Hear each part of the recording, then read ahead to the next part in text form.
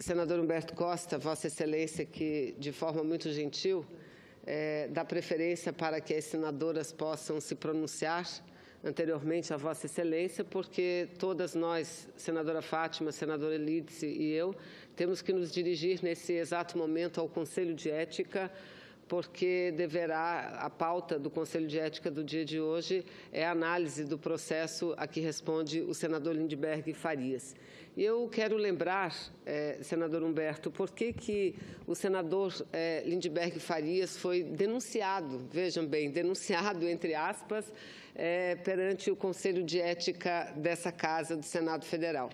Porque, atuando ele em defesa das senadoras que, no ato da votação da reforma trabalhista, nós que ficamos na mesa durante um bom tempo na tentativa, não é, senadora Lídice, de negociar com o conjunto dos senadores, com o conjunto dessa Casa, a aprovação de pelo menos uma emenda, a emenda que deixava claro a impossibilidade de mulheres gestantes e lactantes trabalharem em lugar insalubre, após aquele nosso ato, que foi uma manifestação política, que foi um ato político, que foi um mecanismo utilizado em todas as sociedades, em todos os parlamentos, um mecanismo pacífico de reivindicação e de luta. Após aquilo, nós, as senadoras, fomos denunciadas, fomos representadas diante do Conselho de Ética. E o senador Lindbergh Farias lá esteve em nossa defesa.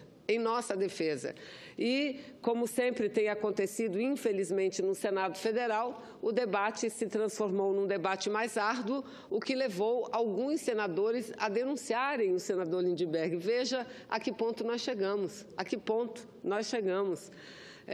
A Câmara dos Deputados está envolvida no debate da segunda denúncia contra Michel Temer. Michel Temer, presidente não eleito desse país, ilegítimo, que assumiu a posição presidencial, a cadeira presidencial, a partir de um golpe parlamentar, a partir do momento em que subtraíram a democracia em nosso país, e isso é dito e redito por vários ministros do Supremo, inclusive o ministro Lewandowski, que à época presidia o Supremo Tribunal Federal e que foi quem dirigiu a sessão de julgamento contra a presidenta Dilma.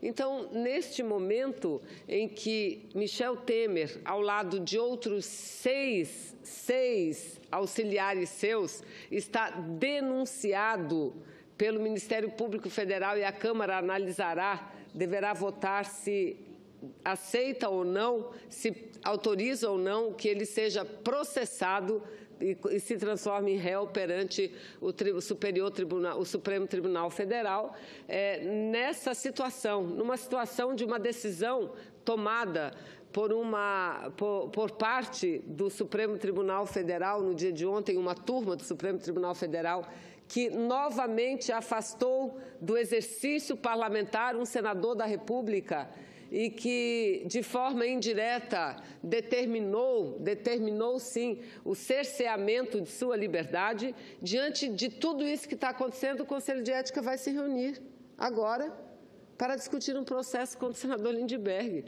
O mesmo conselho que arquivou a priori a denúncia contra quem ontem o Supremo Tribunal Federal novamente afastou das suas atividades parlamentares. Eu aqui, senhores senadores, não estou fazendo juízo de valor em relação à decisão adotada pelo Supremo Tribunal Federal, uma decisão de maioria no dia de ontem. Não estou aqui fazendo juízo de valor. Entretanto, eu quero, com muita responsabilidade e com muita maturidade, registrar que nós estamos vivendo um momento muito delicado em nosso país. Um momento muito difícil. E conforme passam os dias, conforme passam as horas, os meses, a situação não melhora. Pelo contrário, a situação só piora. Depois nós reclamamos, ou a população, ou parte da população reclama, do avanço da criminalidade no país. E, aliás, para enfrentar o avanço da criminalidade do país, o que é que boa parte do parlamento defende?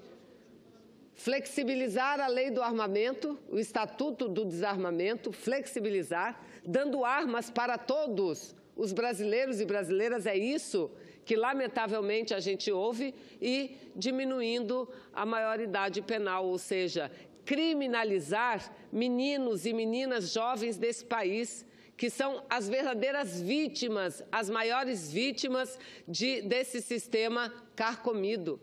É isso que nós estamos vendo, mas a situação é delicada e não pode ser diferente quando o parlamento toma as decisões que toma, diante de tantas provas, diante de tantos malfeitos, livra, como fez na primeira denúncia, o presidente Michel Temer de responder um processo, livra, simplesmente livra, e a imprensa diariamente dando as notícias, como foi que ele conquistou a maioria dos votos na Câmara dos Deputados, conquistou a base da compra, da distribuição de cargos, da liberação de emendas, da aprovação de projetos que trabalham para piorar ainda mais as finanças públicas. Foi aprovado um refis naquela época, e agora já tem outro refis. Aliás, a Câmara dos Deputados está lá analisando um outro refis. Uma nova salvação para aqueles maus empresários, e eu aqui não generalizo, apenas falo os maus empresários, que deixam de recolher os tributos a benevolência da lei, do perdão. Para os grandes latifundiários, os grandes produtores rurais, o que fez o governo? Não apenas perdoou 100% de multa, juros da dívida do Fundo Rural, mas baixou a alíquota, achando que recolhimento de 2% da produção era muito alto. Baixou para 1,2%, enquanto faz pressão diariamente para que o parlamento aprove a reforma previdenciária, que exige, por outro lado, 49 anos de contribuição para que trabalhadores e trabalhadoras acessem, nas suas aposentadorias, mísero salário mínimo. Aliás, um salário mínimo cuja lei da valorização eles acabaram, porque eles mudaram na LDO, estava previsto um salário mínimo para o ano de 2018 de R$ 979. E quando chegou o Orçamento Geral da União, a OGU, o valor do salário mínimo chegou a 969, ou seja, tiraram R$ 10 de cada trabalhador, mensalmente, de cada trabalhador brasileiro.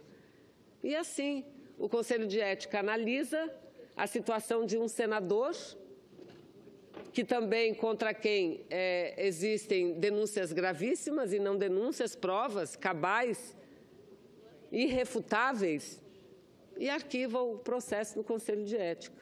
Aí, novo afastamento, e nós seremos chamados, possivelmente, o plenário do Senado Federal possivelmente será chamado a tomar mais uma decisão. E eu quero aqui dizer, nós temos que atuar com toda a responsabilidade que se exige do parlamento, e principalmente nesse momento delicado, nesse momento de tanta instabilidade. A Procuradora-Geral da República, que assumiu há pouco tempo, ela tem utilizado de forma preferencial a expressão como a harmonia entre os poderes como uma questão central do seu pronunciamento. Mas eu percebo que cada vez mais, essa harmonia se distancia. Porque o Executivo, sem nenhuma moral, para se manter no poder, compra votos de deputados.